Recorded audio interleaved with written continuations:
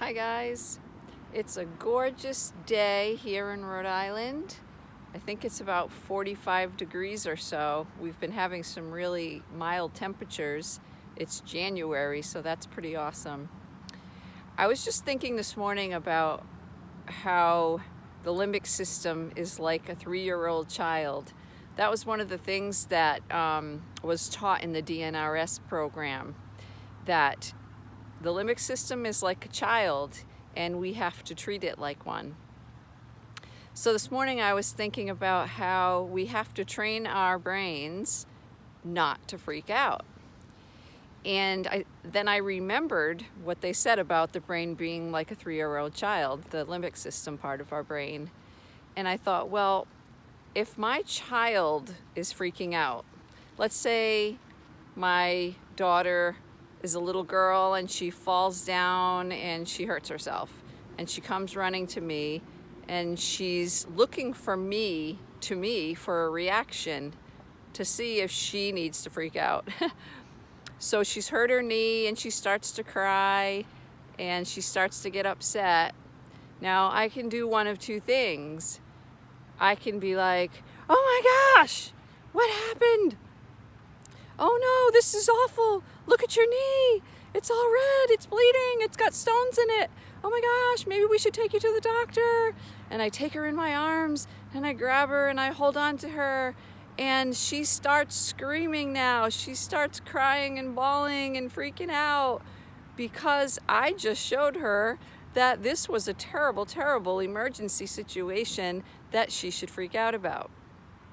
In the same scenario, if she comes to me and she's a little sore, her knee hurts, but she's not really sure how to respond yet, and she comes to me and I'm like, oh, you fell down, let me take a look at your knee.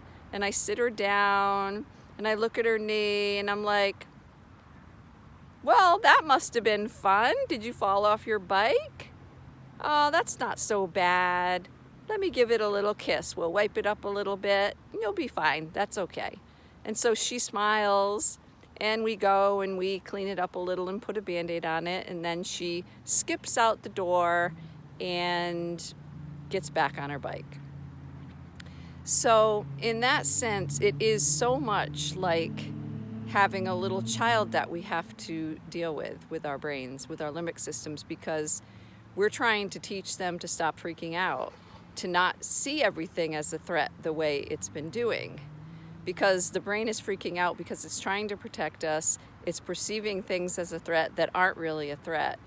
And if we keep responding in the same old way, which is to freak out and to get upset and catastrophize and make everything bigger than it is and blow up our symptoms like crazy and dwell on them and think the very worst case scenario, then we continue to teach our brains to freak out and to go down the same old pathways.